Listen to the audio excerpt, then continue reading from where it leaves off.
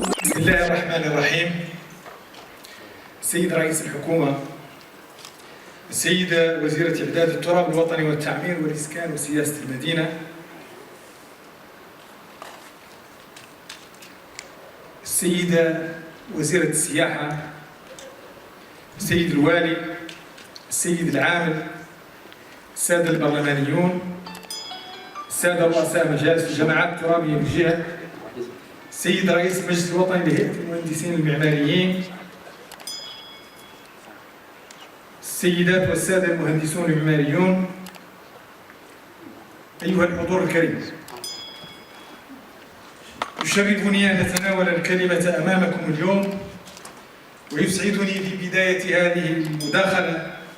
أن أرحب بالسيد رئيس الحكومة والسيدة الوزيرة وجميع ضيوفنا الأعزاء، راجيا لكم مقاما طيبا بين ظهراننا. كما لا يفوتني أن أتقدم بالتحية والتقدير إلى منظم هذا اليوم الوطني للمهندس المعماري الذي ينظم احتفاء بالذكرى 35 للخطاب التاريخي الذي وجهه المغفور له المرحوم حسن الثاني طيب الله ثراه، وتخليدا بالذكرى 15 للرسالة السامية لصاحب الجلالة الملك محمد السادس نصره الله تحت شعار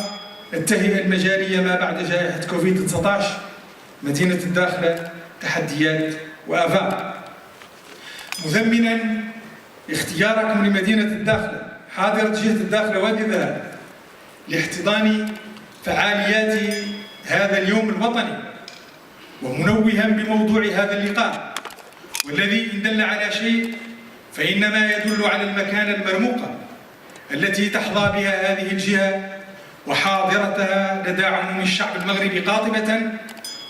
ولدى فئة المهندسين المعماريين على الخصوص. وإنه لمن حسن الطالع أن يتزامن تخليد هذا اليوم مع التطورات التاريخية التي تعرفها قضية وحدتنا الترابية نتيجة السياسة الحكيمة لصاحب الجلالة المنصور بالله، والتي توجت مؤخرا باعتراف الولايات المتحدة الأمريكية بسيادة المملكة المغربية على الصحراء وافتتاح قنصلية لها بمدينة الداخلة. حضرات السيدات والسادة، لا شك أن الإشكاليات المطروحة خلال هذا اللقاء هي إشكالات عميقة وتكتسي أهمية بالغة بالنظر إلى راهنيتها واعتبارا للتحديات التي تطرحها، والمتمثلة بالخصوص في التقاطعات الممكنة والمحتملة لمسألة التعمير والتهيئة المجالية مع الوضعية التي خلفتها جائحة كوفيد-19 على المستوى المحلي والجهوي والوطني والدولي، كما أنها تساعد قدرتنا على الاستجابة لهذه التحديات والتفاعل الإيجابي معها لتحويلها إلى فرص جديدة من أجل تثمين الموروث المعماري والعمراني الوطني وجعله رافدا أساسيا في التهيئة المجالية المستدامة والتنمية المندمجة الشاملة، ووعيا منه بالمهام المنوطة به وفق الاختصاصات المخولة له في القانون التنظيمي المتعلق بالجهات، وخاصة في مجال النهوض بالتنمية المندمجة والمستدامة بالجهة. فقد عمل المجلس الجهوي للداخلة وادي الذهب على المصادقة على التصميم الجهوي لإعداد التراب، وقد أخذت هذه الوثيقة بعين الاعتبار الرهانات ذات الأولوية للمجال الجهوي، وأتت برؤية تنموية استشرافية تهدف إلى خلق توازن مجالي، وذلك عبر إحداث أقطاب تنافسية ذات إشعاع جهوي ووطني، أخذا بعين الاعتبار الفرص المتاحة والإكراهات والمخاطر المحتملة. ويطمح هذا التصميم إلى تعزيز الاقتصاد المحلي والجهوي وضمان الإدماج الاجتماعي للساكنة وتحسين تنافسية الجهة وتعزيز جاذبيتها، كما أن هذه الوثيقة أبرزت الاختيارات الأساسية المتعلقة بالتجهيزات والمرافق العمومية الكبرى المهيكلة التي يراد إنجازها على مستوى الجهة في أفق المدة الزمنية المحددة لهذا التصميم الممتدة على مدى 25 سنة، لكونه يعتبر الوثيقة المرجعية الأساسية لإعداد برامج التنمية الجهوية. وفي نفس الإطار عمل المجلس الجهوي على المصادقة على برنامج التنمية الجهوية الخاص بها، وقد اعتمد هذا المخطط الذي يعد وفق منهج التشاركي على تشخيص ترابي رصد أهم مكامن الضعف والقوة بالجهة في مختلف المجالات. ويقوم هذا البرنامج التنموي على مقاربة ثلاثية الأبعاد تتعلق بتفعيل مشروع الجهوية المتقدمة واستحضار المكتسبات الاقتصادية والاجتماعية العديدة التي راكمتها الجهة على مدى 40 سنة الماضية منذ استرجاعها لحظيرة الوطن، وكذا التنزيل الفعلي لبرنامج التنمية المندمج المنبثق عن النموذج التنموي الجديد للأقاليم الجنوبية الذي أعطى انطلاقته صاحب الجلالة المنصور بالله، كما يطمح إلى إطلاق دينامية تنموية حقيقية بالجهة لتحقيق التنمية الاقتصادية والاجتماعية وصون كرامة المواطن، ويستهدف أن يجعل من هذه المنطقة حلقة وصل بين المملكة وعمقها الإفريقي، وذلك بناء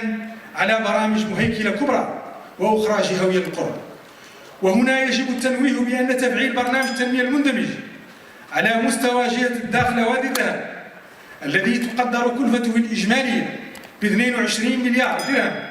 والذي يعرف نسبا متقدمة من الإنجاز، قد مكن من فتح آفاق تنموية واعدة لما يتضمنه من رؤية استراتيجية وتصورات ومشاريع مهيكلة كفيلة بإحداث تحولات مجتمعية عميقة تتجاوز التأثير الاقتصادي المحض، وهو الشيء الذي ساهم في إطلاق دينامية تنموية كبيرة ستتعزز حتما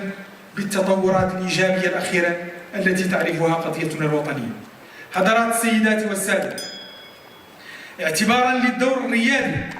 الذي يلعبه المهندس المعماري والمنتوج الهندسي في مجال التنمية الاقتصادية والاجتماعية والثقافية، وعموما في صنع الحضارة والمدنية،